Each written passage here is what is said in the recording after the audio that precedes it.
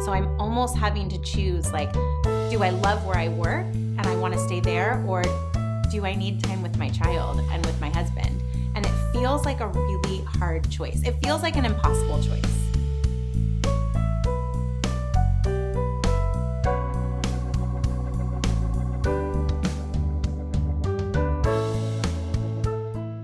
Silicon Valley has more jobs than homes, so housing costs soar, pushing workers out of the area. Why should we all care? Well, traffic congestion, long waits for services, and trouble staffing businesses. We say if you work hard, you'll have a home and time for your family. But for many, teachers, first responders, and service workers, that promise is a dream. Here are their stories. And so over time, it's gotten tremendously worse. Where I used to previously be able to travel from San Francisco to Mountain View or San Francisco to Altos in a half hour, 40 minutes, my commute now is typically an hour in the morning. And in the evening, if I'm going only from Los Altos to San Francisco, my commute is typically an hour and 15 to hour and a half. I'm in the car on average each day at least an hour and a half to 2 hours. That's if I've left at the times I'm hoping to leave, and that's just not counting weather or something on the road. My commute to Los Altos is a quite long commute, taking anywhere from 3 to 3.5 hours a day. I mean, just one way. So my commute from the East Bay, so I did it for about 2.25 years while I worked here, was in the morning time I would get up about 5:15, try to go as quickly as possible, leave the house by 5:45, but there would still be cars on the road at that time. So sometimes I would kind of wake up early, either worrying about the commute or wake up early because our baby was crying. And sometimes even if it was 4 in the morning or 3:30 in the morning, I would just get up and go because then at least there'd be no cars on the road.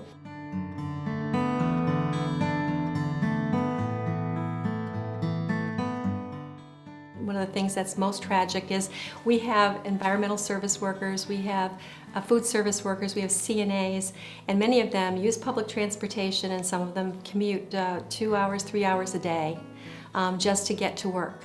As merchants are looking for workers, it's tough to find them. One, there are a lot of jobs out there, which is great for the economy. However, people want to work where they live usually, and having folks to commute in to do that can be a problem, and then the high cost of living in anywhere in the Bay Area, but particularly here, can preclude workers, office workers and restaurant workers from actually living in the area. My workforce is diverse. I have about 50% of my workforce that are the primary wage earners and 50% that are not. For those that are the primary wage earners, it is very stressful. They're looking at creative housing solutions. Many of them have second jobs. They're doing shared housing, and they are trying to always find ways to be able to maximize whatever income they can to just go that little bit further. So I had to find somewhere myself that I was able to afford, which was very difficult, and there are just not a lot of options in that regard, so yeah. For my housing, I don't feel like I have a lot of good alternatives. I've been in my building for 10 years, and in that time, in the past 4 years, I've seen the rent go up almost $700 a month, just in the past 4 or 5 years. Yeah, the high cost of housing is impacting the retention of quality teachers, in that we will hire teachers and we will put a lot of effort and money and time into training them. And then at the end of 1 or 2 years, once the realization is set in that this is the reality of our home buyer situation in this area, we lose those teachers. And so I decided to move to Mountain View. I originally only had one roommate. I have a 2-bedroom apartment, so we each had our own room. It's now gotten to the point where I have 3 roommates in the same 2-bedroom apartment that I've lived in for 4 years. in the long term, we can't stay in Sunnyvale. My husband and I rent a 2-bedroom apartment with another couple because we can't afford to live on our own.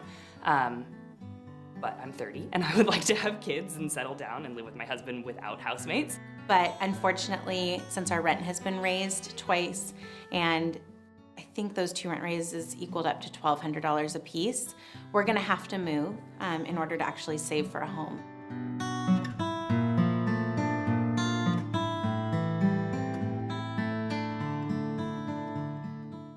Workforce housing is a huge issue for us.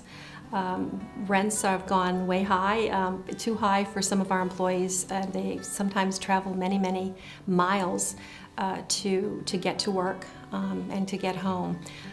So between the lack of affordable workforce housing for our employees and the traffic, the commute, both things combined has been a real challenge for us to try to have employees come and work for us at El Camino Hospital.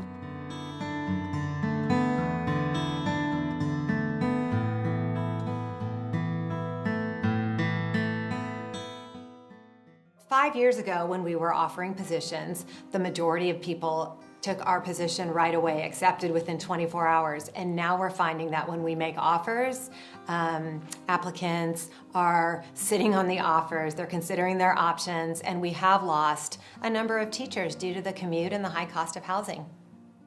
So as I started to work there, I found that everything that attracted me to the school when I was looking at it and investigating and applying there was true. I mean, the student body is just fantastic. It's diverse. The administration is very solid. The other staff members are great. The community is great. So everything about it was just overall fantastic. And then when I got permanent status after 2 years, it was almost this weird feeling of I almost became more kind of down and depressed and tired, and I had no idea why. At the start of my 3rd year, I'm like, what is wrong with you? You have permanent status now. You can now work at this place you really want to work at. And I think one day I realized on the commute home, of course, that, it's because now I'm realizing that this is kind of hitting home, that you're gonna have to do this drive every day for the next 30 years. Like, you're gonna hit this wall of traffic on 880 North every day for the next, however long, and it's just gonna get worse year after year. So I think I just became exhausted thinking about the future.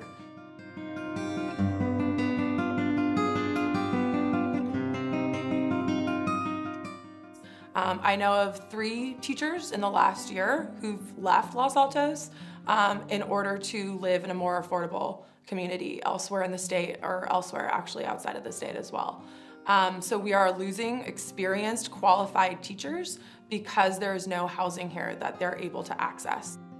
We need to have our caregivers close to us. We have a lot of patients that we have to take care of, and we can't have people living, a lot of people on call. We can't have people living 3 hours away that are being on call.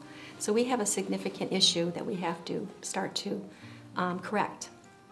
The impact is just not on Linden Tree, it's on the community. So for instance, because I have to have an incredibly flexible work schedule for all of my staff to accommodate all their various needs, I can't just arbitrarily say, yay, we'll stay open till 9 o'clock tonight to support an event.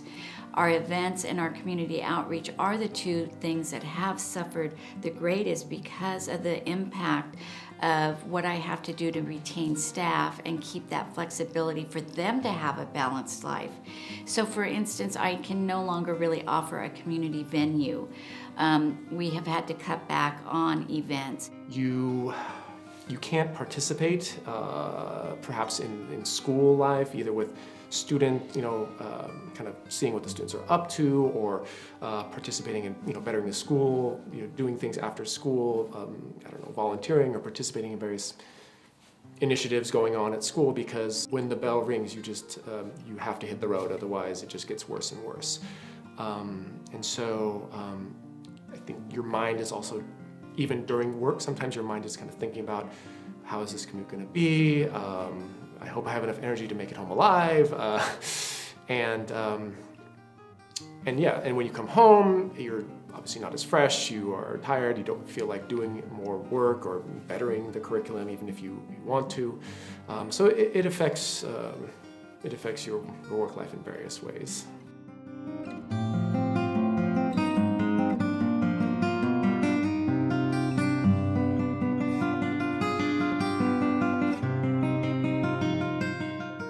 I don't have a social life.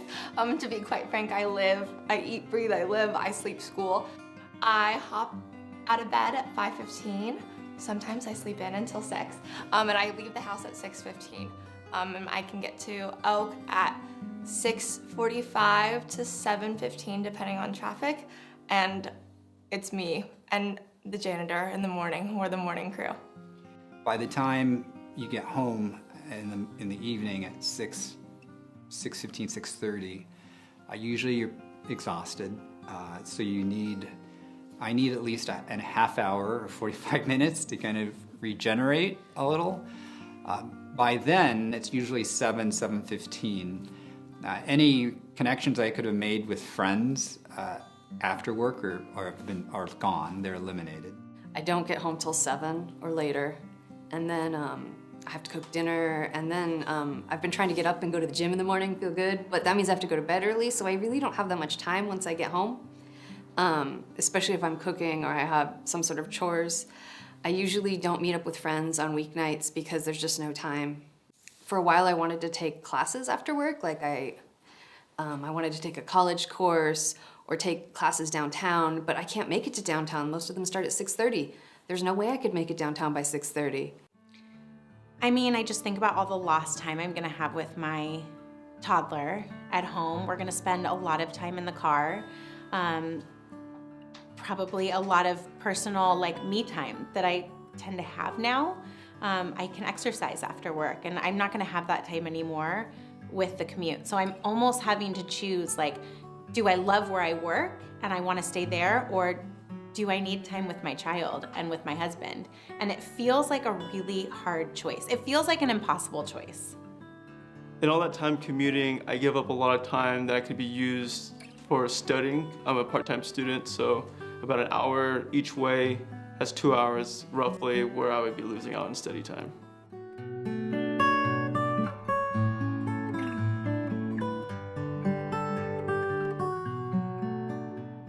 It's been a retention issue as well. People are continuously leaving the area and living either closer to a place where they can afford to live. And that's really where we've been losing quite a few employees. About 30% of our employees leave the area, relocate out of the area, which is not something that's very significant to us. We have to try to replenish our employees with a very limited labor pool, because our labor pool, of course, is also decreasing with nursing shortages, etc. So we have our hands full.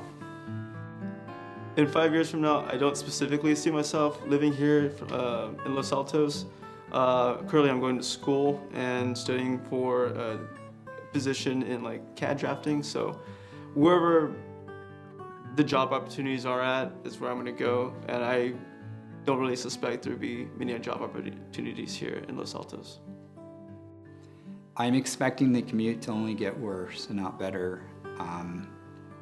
I don't think I could handle it getting much worse than it is now. Part of the reason for me to get my master's is to open up other opportunities, hopefully. I doubt an MPA will give me the salary in Los Altos to be able to stay here because the cost of living is so prohibitive. I love working at Los Altos High School. I would like to work there for the entirety of my career, as would probably every single person who left the school.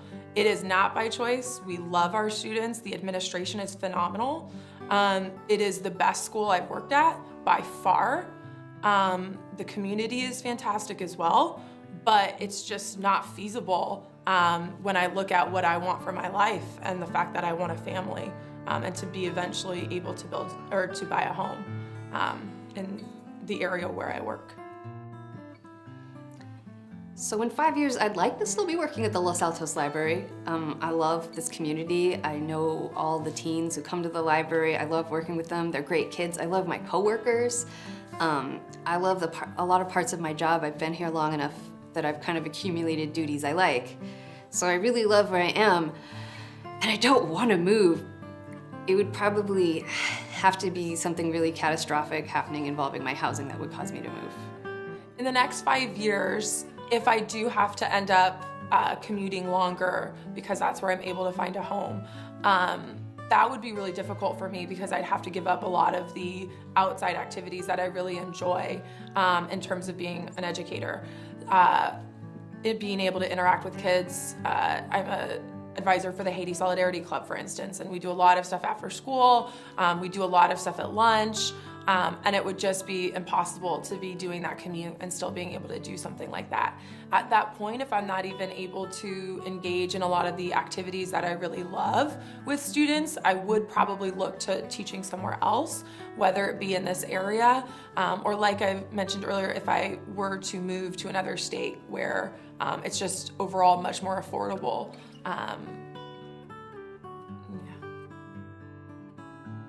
I want to retire a kindergarten teacher. I want to be here. I'm here for the long haul. I love this district. I love this community. I'm in it.